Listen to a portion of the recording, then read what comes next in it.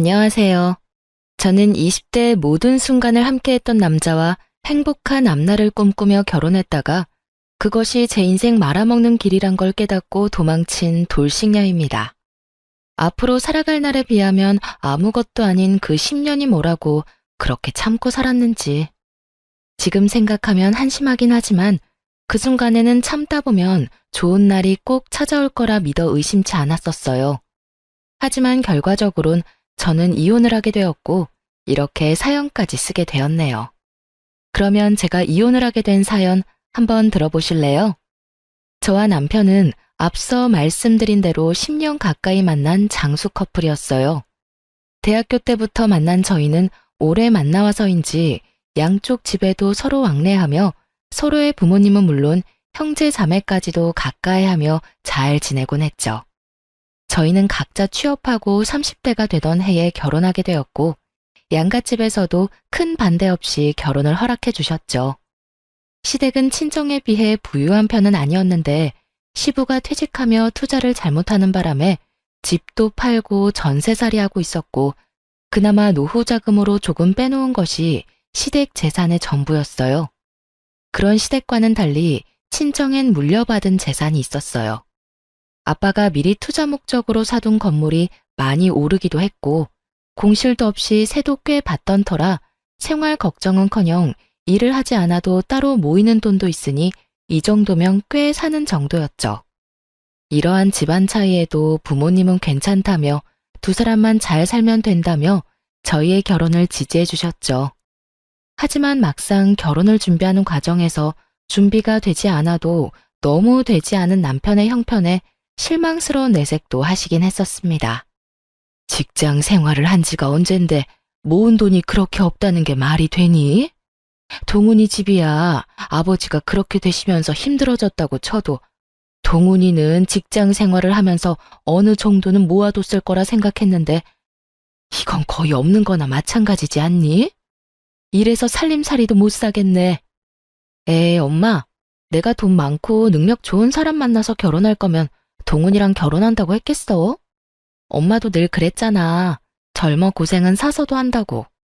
그러니까 너무 나쁘게만 보지 말고 그간 월급 받아 집안 돕는다고 따로 모으진 못했다고 좋게 생각해줘. 아휴, 누가 그걸 몰라서 이러니? 아무리 생각해도 고생은 너만 할 것 같아서 그래. 이렇듯 본격적인 결혼 이야기가 오가게 되며 남편이 수중에 가진 것이 너무 없다는 사실을 알게 되었지만 저는 상관없었어요. 남편과 시댁에선 형편상 집을 사는 것은 무리일 것이라고 저에게 솔직하게 말해주기도 했었고 제 생각엔 그건 큰 문제가 되지 않는다고 생각했으니까요. 저는 엄마에게 말했듯이 남편의 능력이나 시댁의 부를 보고 남편과 결혼하려는 게 아니었거든요. 그래서 집안 차이 정도야 대수롭지 않았고 집을 마련할 때도 굳이 어려운 남편이 아닌 상황이 되는 제가 마련하기로 했죠. 그렇게 마련한 집은 아빠의 권유로 제가 20대 중반에 사두었던 소형 아파트에서 신혼을 시작하게 되었죠. 저 덕분에 아들이 돈 한 푼 들이지 않고 자가 아파트에서 살게 되자 시모는 저에게 틈만 나면 이런 말을 하곤 했어요. 아유, 우리 예쁜 아가. 복덩이도 이런 복덩이가 또 없다. 네 덕분에 우리 아들이 집 걱정 없이 편하게 살겠구나. 나는 너희한테 바라는 거 없어. 그저 바란다면 너희가 그저 행복하게 잘 사는 거. 그거 하나 바란단다. 이렇게 저를 지나치게 치켜 세워주며 딱 하나 바라는 것은 저희가 잘 사는 것뿐이라던 시모는 신혼집으로 놀러 올 때마다 이런 말도 더불어 하곤 했어요. 역시 볼 때마다 좋구나. 집도 넓고 전망도 좋고 교통편도 좋고 어디 하나 빠지는 게 없어. 교통편은 좋긴 해요. 덕분에 그이나 저나 출퇴근할 때 편해요. 그렇지? 집값도 많이 오르지 않았니? 네가 처음 이 집 살 때에 비하면 한 2배, 3배 가까이 오르지 않았니? 네? 그게 계산해보진 않아서 자세히는 모르겠네요. 내가 계산해보니 2배는 훌쩍 넘은 것 같더라. 어쩌면 그 나이에 이런 집을 마련할 생각을 했는지 다시 생각해도 넌 복덩이야. 저조차도 알아보지도 계산해보지도 않은 집값을 시모는 시시때때로 계산하고 있는 듯 했고, 그런 시모의 모습이 이상하다 싶긴 했지만 그냥 그런 사람인가 보다 하고 별 대수롭지 않게 생각했어요. 그러던 어느 날부터인가 집에 음식이라든지 장봐둔 재료들이 없어지는 걸 느끼게 되었어요. 자잘하게는 친정에서 받아온 밑반찬부터 시작해 과일, 고기, 얼려둔 생선까지 감쪽같이 없어지는 것이 아니겠어요? 남편이 먹었다기엔 늘 집을 함께 나서고 저녁을 함께 먹기에 그럴 시간이 없었고, 도둑이 들었다고 생각하기엔 음식 위주로 사라지니 참 이상했죠. 그렇다고 제가 착각을 하고 있나 생각하기엔 바로 전날 사다 놓은 소고기부터 돼지고기까지 싹 없어지니 누군가 확실히 훔쳐갔다고 의심할 수밖에 없는 상황이었죠. 전 관리사무소를 찾아가 상황을 설명한 후 엘리베이터 CCTV를 돌려보게 되었고, 도둑의 정체를 알게 된 저는 경악을 금치 못했습니다. 그간 집안의 냉장고를 털어간 범인은 다름 아닌 시모였더라고요. 시모는 우리가 출근한 사이 아무도 없는 집으로 당당하게 들어가 음식들을 퍼나르고 있더군요. 두 눈으로 보고도 믿어지지 않는 상황들을 보며 저는 입을 다물지 못했죠. 저는 알려준 적 없는 비밀번호를 당당하게 누르고 들어간 것을 보니 이런 상황이 일어나게 된 원인은 온전히 남편에게 있었죠. 저는 지체하지 않고 남편에게 전화를 걸었어요. 당신 어머니한테 우리 집 비밀번호 알려드렸어? 저번에 엄마가 반찬 가져다 준다고 좀 알려달라고 하길래 알려줬는데? 왜? 반찬을 가져다 주기는 개뿔. 되려 집안 살림을 거덜내는 것을 전혀 모르는 남편은 영문을 모른다는 듯 이유를 묻더군요. 저는 그런 남편에게 최대한 화를 내지 않으려 노력하며 말을 이어나갔어요. 아니, 얼마 전부터 밑반찬하고 고기, 생선, 과일까지 사다 놓기만 하면 없어지길래 이상하기도 하고 무섭기도 해서 CCTV 봤거든. 그런데 글쎄 어머님이 우리 없을 때 오셔서 다 가지고 가셨더라고. 그래? 뭐 그러실 수도 있지. 그래서 아까워? 아까운 것보다 조금 황당해서 그렇지. 아무리 어머님이라도 아무도 없는 집에 들어와서 묻지도 않고 다 가져가시는 건 아니지. 당신이 어머님께 잘 말해줘. 다음부터 필요하신 거나 드시고 싶은 거 있으면 연락하시라고. 그리고 아무도 없는 집에 오는 것도 좀 그렇다고 말이야. 그리고 당신도 그래. 집 비밀번호를 나하고 상의도 안 하고 알려드리면 어떻게 해? 당신 혼자 사는 집도 아니고 나도 함께 사는 집이잖아. 나한테 상의 정도는 했어야지. 저는 아무래도 이건 아니다 싶어 아닌 건 아니라고 남편에게 말했고, 남편은 제 말에 득달같이 화를 내며 이렇게 말하더군요. 뭐? 그까짓 거 얼마나 한다고 그딴 말을 전하래.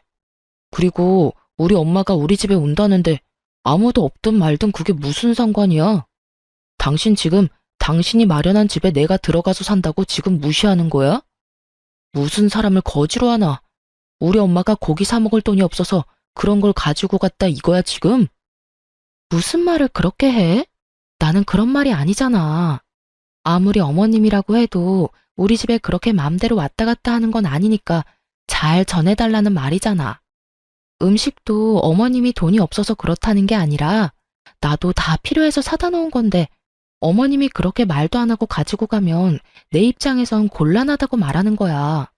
왜 이런 말을 집 이야기로 받아들여? 당신 지금 너무 베베 꼬인 거 알지? 됐고. 당신 말대로 집에 아무도 없을 때 오지 말라고 할 테니까 끊어. 나 일해야 해. 지금 화내야 할 사람이 누구인데 누가 화를 내는 것인지 모르겠더라고요. 상의 한마디도 없이 집 비밀번호를 알려준 것도 화가 머리끝까지 날 일인데, 자신의 엄마가 집 냉장고를 털어갔다는 이야기를 듣고도 저에게 저리도 당당할 수가 있는지 도저히 이해되지 않기도 했고요. 남편의 적반하장인 태도에 저 역시 화가 더욱 끓어올랐고, 남편이 돌아오면 진지하게 이야기를 나눠봐야겠다고 생각하고 있었어요. 그런데 막상 퇴근하고 돌아온 남편은 통화할 때와는 전혀 다른 모습으로 저에게 사과를 하기 시작하더군요. 여보, 아까는 내가 미안해. 회사에서 좀 안 좋은 일이 있었는데 당신한테 그런 말까지 들으니까 괜한 자격지심에 말이 나쁘게 나가버렸어. 우리 엄마가 잘못한 일이 분명한데 내가 미안해. 그리고 비밀번호도 당신한테 아무 말도 하지 않고 알려줘서 미안. 나는 그냥 엄마가 반찬 만들어서 냉장에 넣어두고 간다고 하니까 대수롭지 않게 생각하고 그냥 알려줬던 거지 다른 뜻은 없었어. 저렇게 저자세로 나오니 잔뜩 화가 났던 마음이 조금 풀리더군요. 무엇보다 회사에 있는 사람한테 전화로 그런 이야기를 했다는 것이 마음에 걸리기도 했고요. 여보, 당신 마음 잘 알겠어. 나도 당신 회사에 있는 시간에 집안일로 전화해서 미안해. 앞으론 이런 일로 얼굴 붉히는 일 없도록 신경 써줘.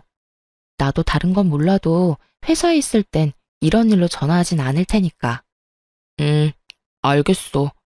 엄마한테 앞으로 집에 마음대로 오는 건 자제해달라고 좋게 이야기할게. 당신 곤란하지 않도록 잘 이야기할 테니까 이제 걱정하지 마. 이 사건 이후 남편이 말을 잘하긴 했는지 시모가 아무도 없는 집에 오는 일은 없었어요. 그런데 주말처럼 우리가 쉬고 있을 때 집으로 오는 날이 잦아졌고 그럴 때마다 음식을 대신해 아예 다른 걸 사달라고 부탁하더군요. 어느 날은 누가 봐도 티나게 억지 장기침을 하더니 공기청정기가 없어 그렇다며 하루 종일 기침을 해대는 바람에 공기청정기를 사드렸고 어느 날은 우리 집 TV가 크고 좋다고 하며 하루 종일 TV 타령을 하는 바람에 남편이 결국 TV를 바꿔준다고 하고 나서야 집으로 돌아가더군요. 무슨 5살짜리 애도 아니고 갖고 싶다고 떼쓰는 모양새와 다름이 없었고 올 때마다 한두 푼짜리도 아닌 가전제품들을 뜯어내니 시모의 방문이 무서울 지경이더군요. 그렇다고 해서 딱 잘라 안 된다고 하기에도 좀 그런 상황이었고요. 하지만 어느 날은 또 집으로 놀러와 세탁실에 있는 세탁기와 건조기를 만지며 참 좋다고 하는데 정말 이건 아니다 싶더군요. 저희 부부가 무슨 억대 연봉을 받는 사람들도 아니고 이때껏 마련해드린 것들도 할부가 갚아나가느라 힘든 지경인데 세탁기와 건조기가 말이나 되는 상황이냐고요. 시모는 저의 예상대로 온종일 세탁기와 건조기 타령을 해댔고 남편은 당장이라도 사줄 요량으로 시모의 말에 맞장구를 치고 있더군요. 저는 그 두 사람을 막아야만 했고 결심이 선 저는 두 사람 앞에 앉아 이렇게 말했습니다. 세탁기, 건조기 있으면 좋지. 여보, 들어보니 어머님이 갖고 싶어 하는 것 같은데 장만해드려. 정말? 정말 사드려도 돼? 어머 아가, 정말 나 사도 되겠니? 그럼요. 사는 김에 우리 친정 것도 같이 결제하고. 우리 엄마도 세탁기하고 건조기 갖고 싶다고 했는데 이왕 사는 거 양쪽 집 똑같이 사드려야 하지 않겠어? 사는 김에 TV랑 공기청정기도 같이 사드리자. 저번에 어머님 댁에 사드렸으니까 우리 집에서 다 사줘. 알겠지? 제 말에 화색이 돌던 두 사람의 얼굴은 순식간에 사색이 되었고 저는 그런 두 사람의 반응에도 아랑곳하지 않고 남편의 휴대전화를 빼서 친정에 보냈으면 하는 공기청정기와 TV, 세탁기와 건조기까지 장바구니에 넣어두고 이렇게 말했어요. 장바구니에 다 넣어뒀으니까 어머님이 사고 싶다는 거랑 같이 결제하면 돼. 할부는 부담되지 않는 선에서 알아서 하고. 제가 이렇게까지 하자 시모는 황급히 말을 바꾸며 생각해보니 쓰던 세탁기도 멀쩡하고 건조기보다는 자연 건조가 좋겠다며 꼭 사주지 않아도 된다고 손사래를 치더군요. 남편 역시 얼버무리며 시모에게 집에 데려다 줄 테니 가자며 시모의 손을 잡고 황급히 나갔고요. 모든 게 저의 예상대로 되긴 했지만 막상 남편과 시모의 꽁무니 빼는 모습을 보니 씁쓸한 기분이 드는 건 어쩔 수 없더라고요. 그 후론 시모는 다신 그런 요구를 하지 않았고 주말마다 찾아오지도 않더군요. 상황이 그렇게 되면 속이 시원하다거나 좋아야 할 텐데 저는 왜인지 점점 불안해지기 시작하더라고요. 왜 꼭 애들이 조용하면 사고 치잖아요. 딱 그런 기분이 들며 좋은 게 아닌 날을 보내고 있었어요. 그렇게 몇 개월 명절이 다가왔고 오랜만에 시댁에 방문하니 정말 기가 막힌 상황들이 저를 기다리고 있더군요. 시댁에는 제가 보지 못한 소파, 식탁들이 자리하고 있었고 아차 싶은 마음에 세탁실에 가보니 아니나 다를까 시모가 갖고 싶어 하던 건조기와 세탁기가 떡하니 자리 잡고 있더군요. 남편을 추궁해 볼 필요도 없이 남편이 저 몰래 시댁 살림을 사주고 있다는 것을 알아차렸고 그간 남편이 왜 입만 뗐다 하면 돈이 없다는 말을 해댔는지 알 것 같더군요. 마음 같아서야 그 자리에서 남편을 쥐잡듯 잡아버리고 싶었지만 친인척이 다 모인 자리에서 차마 큰 소리를 내지 못하고 꾸역꾸역 얼마나 참았는지 모릅니다. 극한의 인내로 참아내는 그 순간에도 도저히 제 상식으론 이해가 되지 않더군요. 저희 친정은 제가 용돈을 드린다고 해도 저희 월급이라고 해봤자 뻔한데 본인들은 신경 쓰지 말고 저희 두 사람이나 잘 살라고 하는 판국인데요. 아무리 시댁이 힘들다고 하더라도 매번 한두 푼짜리도 아니고 저렇게 비싼 가전가구를 양심도 없이 사달라고 하는지 정말 이해가 되질 않았어요. 그것뿐이겠어요. 사달라는 사람이나 그렇다고 사주는 사람이나 이해되지 않는 것은 매한가지였어요. 저의 입은 굳게 닫혀 있었지만 급격하게 굳어지는 표정은 숨길 수 없었죠. 남편 역시 이런 제 심정을 알아챘는지 눈알이 빠지게 제 눈치만을 살피고 있더군요. 그렇게 화를 참아내는 사이 친정으로 가는 날이 되고 어른들에게 인사를 드리고 현관문을 나서는 순간 저는 듣고야 말았습니다. 아들, 이번 달에 준 용돈 벌써 다 써버렸어. 명절도 있고 해서 돈 나갈 때가 많지 뭐야. 그래서 말인데 용돈 좀 더 붙여주면 안 될까? 이건 또 무슨 말인가 싶더군요. 용돈이라니 저는 전혀 몰랐던 사실이었거든요. 눈을 반짝이며 돈을 요구하는 시모의 모습에 남편은 당황한 표정으로 나중에 이야기하자곤 하곤 황급히 저를 끌고 시댁을 벗어나더군요. 차에 타자마자 저는 참았던 말들을 토해내기 시작했어요. 아까 어머님 말 무슨 말이야? 설마 나 몰래 용돈 보내고 있었어? 그게 부모님이 힘들다고 하길래 결혼하기 전까지 드리던 용돈이 있는데 갑자기 뚝 끊으니까 많이 힘드신 모양이더라고. 그래서 조금 보태드리고 있었어. 당신이 화낼까봐 말 못했어. 미안해. 나한테 정말 미안한 마음이 있긴 해. 아까 보니까 소파, 식탁도 새 것이고 세탁기, 건조기도 저번에 어머님이 갖고 싶어 하던 모델이던데 그것도 당신이 다 사준 거 아니야? 맞아. 너무 갖고 싶어 하니까 모른 척하기도 그랬어. 그걸 말이라고 해? 우린 돈 안 모아? 우리가 무슨 억대 연봉 받는 사람들도 아니고 그렇게 버는 족족 시댁에 다 갖다 바치면 우리는 언제 모아서 언제 애를 낳아? 당신이 번 돈으로 당신 집 돕는 것까지 잘못됐다는 게 아니잖아. 적당히 해야지 적당히. 가전, 가구 다 카드로 샀을 거고 그 할부 갚아나가면서 용돈까지 주면 당신 월급에서 남는 게 있긴 해? 이래서 돈 관리는 따로 하자고 그랬어? 저는 참았던 울분을 쏟아냈고 남편은 입 꼭 다물고 반성을 해도 모자란 판국에 저에게 더욱 화를 내기 시작하더군요. 아니, 넌 우리 집이 불쌍하지도 않냐? 너네 집은 잘 살아서 좋은 집에서 좋은 가구에 떵떵거리면서 살지만 우리 집은 그렇지도 않잖아. 그래서 그런 우리 부모님은 좋은 거 좀 쓰면서 편히 살라고 사줬어. 용돈도 그래. 내 동생이 능력이 되는 것도 아니고 우리 집은 그래도 능력이 되잖아. 능력되는 자식이 부모 좀 도와주겠다는데 그게 그렇게나 잘못한 일이야? 말이야 바른 말이지. 남편이 무슨 능력이 되는 자식인가요? 집도 제 명의, 적금도 저 혼자 드는 적금만 있는데요. 남편의 꼬라지를 보아하니 아마 가전 가구도 신용카드로 결제한 게 틀림없었죠. 땡전 한 푼 없는 빚쟁이가 저리도 큰 소리를 치는 꼴을 보니 참 한심하기 그지없더군요. 지난 10년 세월 동안 왜 저딴 놈인지 몰랐는지 제가 한탄스럽기도 하고요.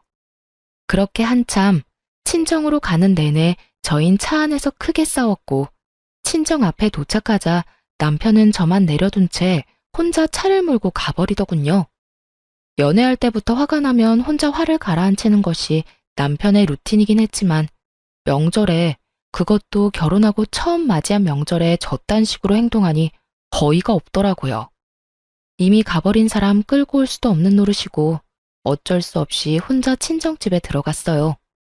남편은 그래도 신경이 쓰이긴 했는지 부모님께 전화를 걸어 회사 일이 너무 바빠 저를 집 앞에 내려다주고 바로 회사로 왔다며 죄송하다는 말을 해놓긴 했더라고요. 그나마 친정 부모님껜 큰 걱정 끼치지 않고 명절을 마무리할 수 있었죠.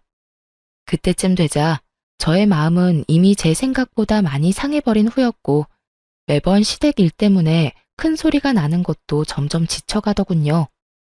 그 후 남편과 화해 비슷한 걸 시도하긴 했지만 명확히 해결된 것은 없었고 그저 표면적으로 화해를 했을 뿐 저희는 꼭 필요한 말만 주고받는 대면대면한 사이가 되어가고 있었습니다.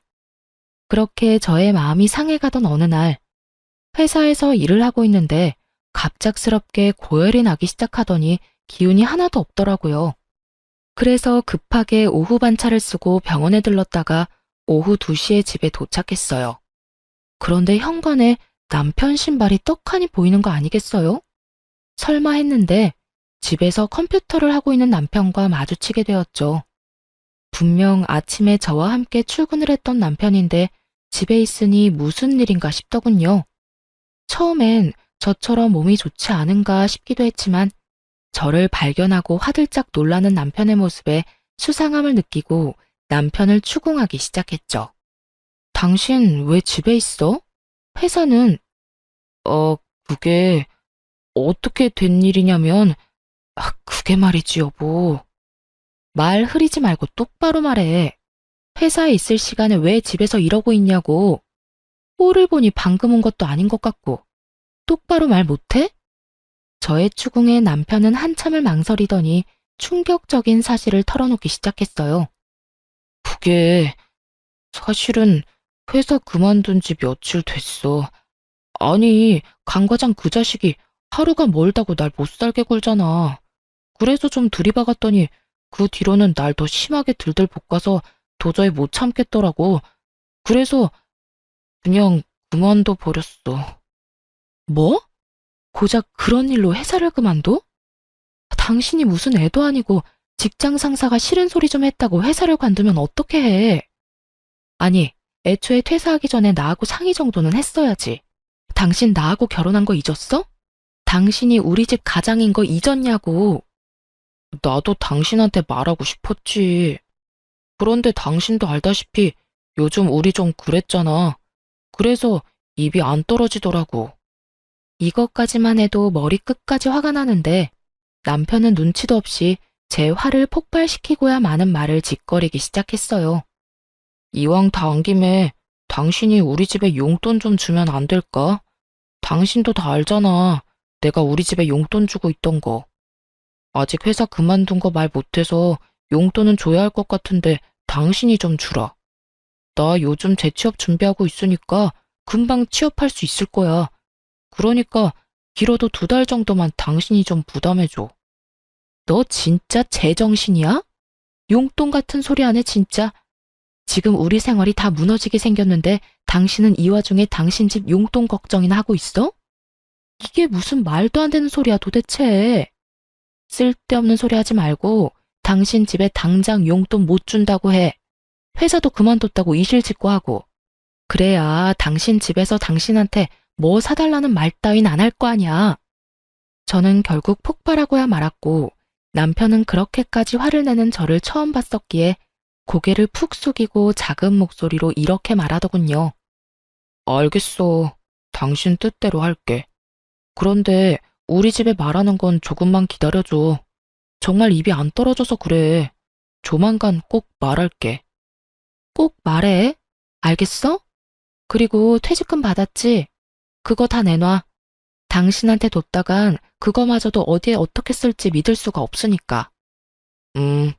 알겠어.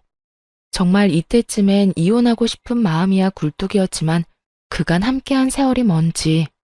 남편이 힘든 시기에 이 사람을 버린다는 것이 생각처럼 쉽지 않았고 무엇보다 그때까진 남편을 사랑하는 마음이 남아 이런 힘든 시기도 다 지나겠지 하며 애써 이혼에 대한 마음을 억눌렀죠.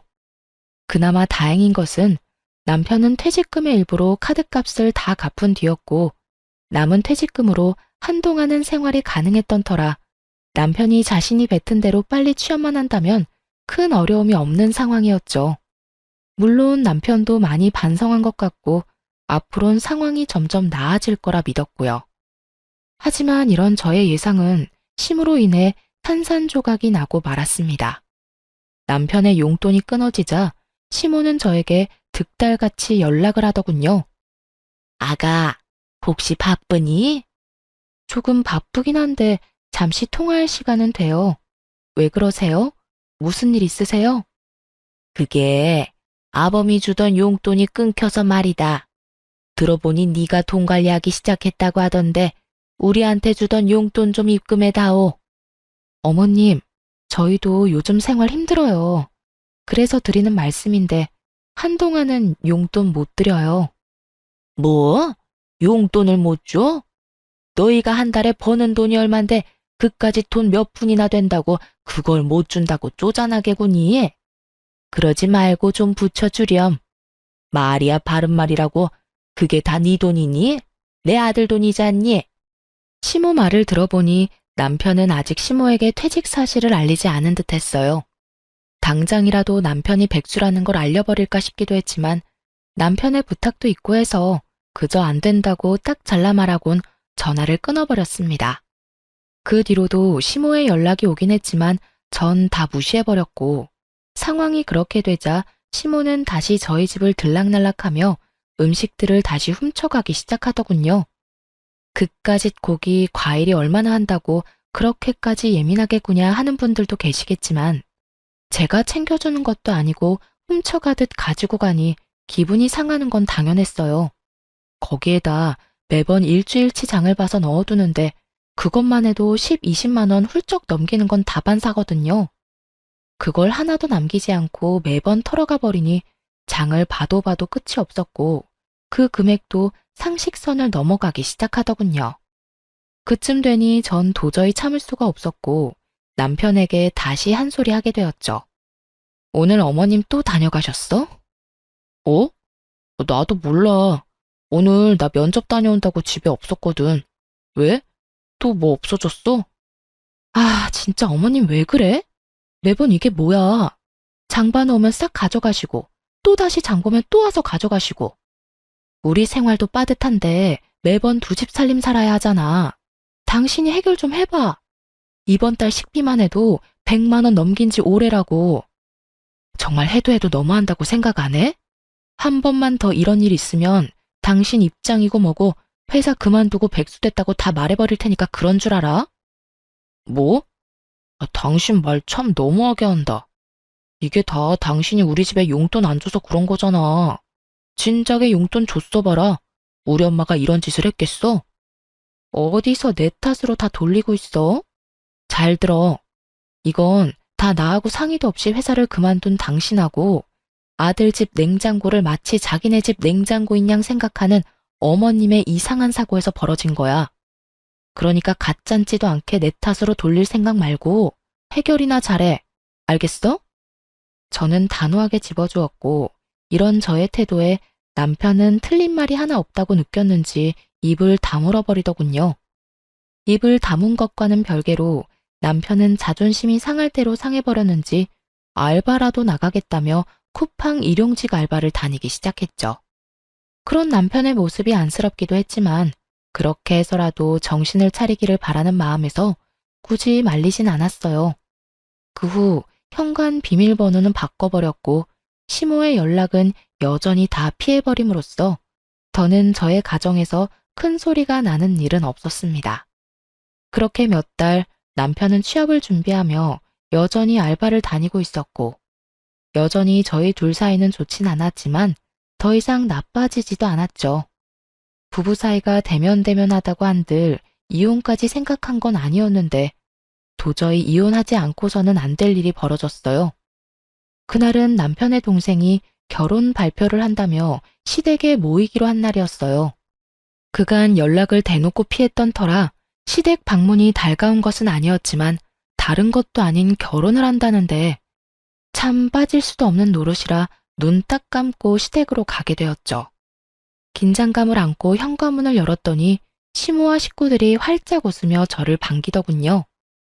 아가 왔니? 오느라 힘들었지? 어서 들어와서 앉거라.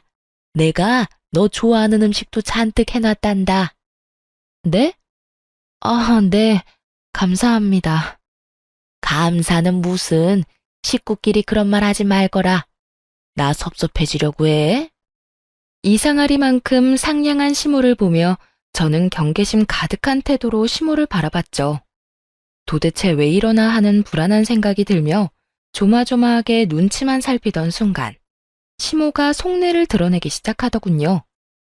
아가, 너도 알다시피 우리 둘째가 좋은 여자가 생겼다고 하는구나.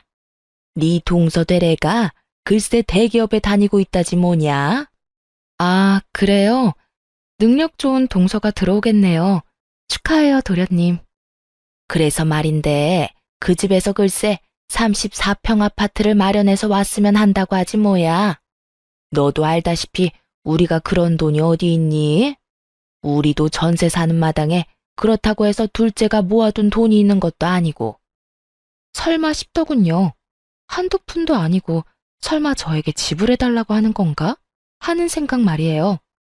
하지만 불행히도 저의 설마는 맞아떨어졌고 시모는 제게 맡겨놓은 집이라도 되찾는 사람 마냥 더 뻔뻔하게 굴기 시작했죠. 34평이요? 요즘 뒷값 만만치 않아서 한두 푼도 아닌데 어떻게 해요? 그러니까 말이다. 그래서 내가 생각해 봤는데 너희 지금 사는 아파트 팔고 둘째네 집 좀 마련해주면 안 되겠니? 그 집 팔면 지금같이 역세권은 아니더라도 서울 근교 아파트 2채는 마련할 수 있다고 하더구나. 네? 그게 무슨 말도 안 되는 말이세요? 말이 안 되긴 뭐가 말이 안 된다고 그러는 거니? 잘 생각해봐라. 지금 네가 우리 둘째 안 도와줘서 대기업 다니는 여자랑 헤어지게 되면 한평생 우리 식구가 어쩔 수 없이 널 원망할 수밖에 없을 텐데. 너도 그 원망 평생을 듣고 살 바엔 그깟 아파트 팔아서 집 마련해주는 게 더 좋지 않겠어? 그리고 그냥 달라는 말도 아니다. 명색의 대기업 다니는 앤데 연봉이 오죽 높겠어? 우리 둘째가 어련히 다 갚을 거야. 그러니까 좋은 일 한다고 생각하고 좀 도와주렴. 내 말 알아들었지? 이 무슨 개떡 같은 말인지 모르겠더라고요. 만약 결혼을 못하게 된다면 그건 애초에 장가갈 돈 마련도 못한 도련님 탓이지. 그게 왜 제 탓이며 왜 한평생 제가 그 원망을 들어야 하나요? 그리고 누가 그 원망을 가만히 듣고 산다는 것인지 참 어이가 없더군요. 무조건 제가 다 해줄 거라 믿어 의심치 않는 시모를 보며 이렇게 말했어요. 어머님, 저는 그렇게 하기 싫어요. 34평 아파트 마련 못해서 결혼을 못하게 되면 그건 돈 한 푼 모으지 않은 도련님 탓이지 그게 왜 제 탓인가요? 그리고 어머님이 저한테 아파트 맡겨놓으셨어요? 왜 제 아파트 가지고 어머님이 팔아라 말아라 명령이신지 저는 도무지 알 수가 없네요. 뭐? 너 참 말 섭섭하게 한다. 우리 가족이지 않니? 가족끼리 다 나누고 사는 거지. 그렇게 선 그어가며 살면 못 쓴다. 어머님, 저는 저희 친정 식구들끼리도 다 나누고 살진 않아서요. 지금 사는 집 처음 분양받았을 때 아빠가 주신 돈도 저 한 푼도 빼지 않고 다 갚았고요. 그 뒤로 저희 부모님은 저 힘들까봐 제가 주는 용돈은 받지도 않으세요. 그런데 제가 왜 친정에도 주지 않는 도움을 시댁에 줘야 하는지 모르겠네요. 그래서 정말 못 도와준다, 이 말이니? 네, 저는 절대로 못 도와드려요. 시댁에서 저에게 집을 맡겨둔 것도 아니고 부탁하는 주제에 당당한 것도 황당한데 제가 도와줄 것이 당연하다는 듯 몰고 가는 시모의 태도에 저는 더욱 화가 나더군요. 거기에다 더욱 화가 나는 것은 남편의 태도였어요. 시종일관 말도 안 되는 소리를 짓거려대는 시모의 말엔 가만히 있던 남편놈은 제가 단호하게 안 된다고 하자 득달같이 화를 내며 달려드는 것이 아니겠어요? 당신 정말 너무한다. 그까지 집 좀 팔면 되는 거지. 그게 뭐가 힘들다고 엄마가 저렇게까지 말하는데 딱 잘라서 안 된다고 해? 그까지 집? 당신이 그까짓이라고 말할 상황이 된다고 생각해? 제발 말하기 전에 당신 상황이나 되돌아봐. 도와줄 능력이 안 될 것 같으면 함부로 나서지도 말고. 알겠어? 뭐? 나서지도 말라고? 당신 진짜 말이 너무 심한 거 아니야? 내가 그래도 당신 남편인데 그딴 식으로 말할 거야? 심한 건 당신 집이겠지. 다른 것도 아니고 내 집을 팔아라 말아라 하는데 이건 심하다고 생각 안 해? 그리고 당신이 내 남편이 맞긴 해. 어떻게 남편이란 사람이 이런 상황에서 내 편을 들기는커녕 두 팔이 모자라게 당신 집만 감싸고 돌 수가 있어. 누가 봐도 말도 안 되는 요구를 하는 이 상황에서. 저와 남편은 시댁 식구가 있는 앞에서 언성을 높이며 싸우기 시작했고, 그런 저를 보던 시모는 저에게 삿대질하며 소리를 지르기 시작했어요. 이런 너같이 버릇없는 년은 생전 처음 본다. 여기가 어디라고 감히 내 아들한테 그딴 식으로 말하는 것도 모자라 고함을 질러대? 니까짓 게 뭐라고 내 아들한테 그딴 식으로 구냐 이 말이다. 년이라니요. 제가 뭘 잘못했다고 욕까지 들어먹어야 하나요? 욕먹을만 하니까 욕먹는 거겠지. 내가 미쳤다고 멀쩡한 사람한테 욕이나 하겠어? 하여튼 다 됐고 나는 너같이 막 되먹은 며느리는 필요 없으니 당장 내 아들하고 헤어져. 시모의 입에선 결국 헤어지라는 말이 나오고 있었고 헤어지라고 하면 제가 겁이라도 먹을 거라 생각했는지 의기양양한 표정으로 저를 바라보고 있더군요. 거기에다 남편 놈까지 합세해 저를 협박하기 시작하는데 속이 참 답답하더라고요. 그래, 엄마 말이 다 맞아. 나도 당신같이 가족 도울 줄 모르고 자기 입속밖에 모르는 이기적인 여자랑은 더는 못 살겠으니까 이혼하자. 이 난장판인 상황에서 남편의 말을 듣는데 제 머리가 오히려 맑아졌다면 여러분은 믿기세요? 무슨 부귀영화를 누리겠다고 왜 바보같이 이 거지 같은 상황을 참고 또 참으며 이혼만은 절대 안 된다고 생각했는지. 저 자신이 이해되지 않음과 동시에 한탄스러워지더군요. 생각이 빠르게 정리되고 나니 이혼을 협박이라고 하는 두 사람이 더욱 어이가 없어졌고 팔짱까지 끼고 어때? 겁나지? 라는 표정으로 바라보는 두 사람에게 아주 속 시원하게 답해줬죠. 네, 어머님 뜻대로 할게요. 그래, 우리 이혼하자. 그까짓 이혼하면 되지 뭐. 그까짓 게 뭐라고 이때까지 참았는지 참. 더는 나도 참기도 싫고 매번 당신 집 때문에 싸우는 것도 지긋지긋하던 참이었어. 그나마 당신하고 지낸 세월이 있어서 참았는데 이젠 그것도 힘들다. 그러니까 당신 말대로 이혼하자 우리. 저는 더는 화도 내지 않았고 거의 체념한 듯 말을 했고 그런 제 말에서 진심이란 걸 느꼈는지 남편은 말까지 더듬으며 저에게 되묻더군요. 당신 정말 나하고 이혼할 거야? 이혼할 수 있어? 남편의 입장에선 어찌 보면 당연한 반응이었겠죠. 제 집을 팔아 자기 동생에게 집을 사줄 요량으로 던진 마지막 카드였을 텐데 그 카드를 진심으로 받아버렸으니 놀라기도 당황스럽기도 했겠죠. 하지만 전 그 어느 때보다 진심이었고 저의 진심을 물어보는 남편의 눈을 똑바로 바라보며 이렇게 말해주었어요. 나 당신하고 이혼할 수 있어. 당신도 알잖아. 나 허튼 소리 하는 사람 아니라는 거. 특히나 이혼같이 중요한 문제는 더욱 그렇고. 남편의 저의 확고한 대답에 이건 아니라는 표정으로 고개를 숙였고 그런 저를 보며 시모는 기가 찬다는 듯 헛웃음을 뱉어내더군요.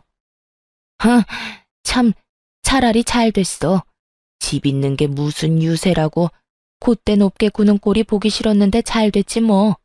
아들, 이참에 그냥 이혼해. 엄마는 정말 저런 며느리 싫다. 더는 꼴도 보기 싫어. 저 역시 어머님 꼴도 보기 싫었는데 참 잘 됐네요. 당신 들었지? 어머님 소원이라는데 질질 끌지 말고 깔끔하게 이혼해줘.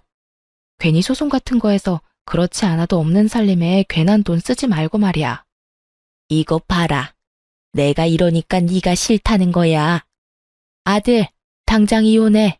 당장 이혼하고 네 동생 집값은 네가 대출받아서 좀 보태주렴. 신용대출이라서 많이는 안 되겠지만 일부라도 네가 보태주면 네 동생 부담도 덜 되고 좋지 않겠니? 일단 그렇게라도 집부터 마련해서 결혼부터 시키고 다른 문제는 그 다음에 생각하자꾸나. 시모의 말을 듣고 있는데 저는 어이없어서 크게 웃어버렸어요. 자기 아들 상황이 어떤지도 모르면서 어쩌면 저렇게 머릿속에 꽃받칠 수 있을까 하는 마음에요. 아, 죄송해요. 지금 상황이 너무 웃겨서 저도 모르게 웃음이 다 났네요. 시모는 저를 미친 사람 마냥 쳐다봤고 남편은 제 입에서 어떤 말이 나올지 몰라 안절부절 못하고 저의 눈치만 살피고 있더군요. 넌 지금 이 상황이 웃기니? 네, 조금 많이요, 어머님. 지금 어떤 큰 계획을 세우고 있는지 알겠는데요. 아마 그렇게는 안 될 거예요. 뭐? 그게 무슨 소리야? 어머님 그 잘나신 아들이요. 회사 과장이 싫은 소리 좀 했다고 회사 때려치우고 백수된 지 오래됐어요. 아, 일용직 알바라도 나가고 있으니 백수는 아닌가? 뭐라고? 너 그게 사실이야? 시모는 인상을 잔뜩 구기며 남편에게 물었고 남편은 한숨을 크게 내쉬며 모든 사실을 털어놓았어요. 어쩌다 보니 그렇게 됐어. 그러면 우리 둘째 집은? 결혼은? 넌 왜 진작 엄마한테 아무 말도 안 한 거야? 아니, 그리고 회사까지 그만둔 마당에 넌 뭘 믿고 이혼을 하자고 말한 거야? 그거야. 엄마가 먼저 헤어지라고 하니까 나도 홧김에 그런 거지. 그리고 누가 진짜 이혼하자고 할 줄 알았나? 그야말로 오합지졸이 따로 없더군요. 한심해서 저를 몰아세울 때는 언제고 이젠 서로 잘못했다고 따지고 드는 꼴이라니. 정말 볼만하더라고요. 그렇게 한참을 옥신각신하던 두 사람은 아무리 생각해도 제가 가진 집밖에 답이 없다 싶었는지 제 눈치를 급하게 살피기 시작했고 구질구질하게 매달리기 전에 전 최후의 한 방을 날려버렸습니다. 이제 와서 제 눈치 살펴도 소용없고요. 저 사람이 일용직으로 일하는 회사가 그래도 큰 회사니까 대출이라도 알아보세요. 일용직이라 원하시는 만큼 금액이 나올지는 모르겠지만요. 그럼 저는 가볼게요. 저는 그렇게 자리에서 일어났고 남편은 제 바짓가랑이를 붙잡고 매달리기 시작하더군요. 여보, 이렇게 가면 어떻게 해? 우리가 함께한 세월이 얼만데 정말 이렇게 헤어질 거야? 너 치매 걸렸니? 먼저 이혼 이야기 꺼낸 건 내가 아니라 너야. 난 네가 하자고 하니까 알겠다고 했을 뿐이고. 그거야, 당신도 잘 알잖아. 정말 당신하고 이혼하려고 그런 게 아니라 그냥 당신 겁이나 주려고 그랬던 거. 의도가 어찌됐든 간에 당신이 먼저 이혼하자고 했고 나 역시 그 의견에 동의했어. 이게 지금 우리 상황이고 당신이 뭐라고 나를 붙잡던 그 상황은 변하지 않을 거야. 그러니까 그런 줄 알고 이혼이나 준비해.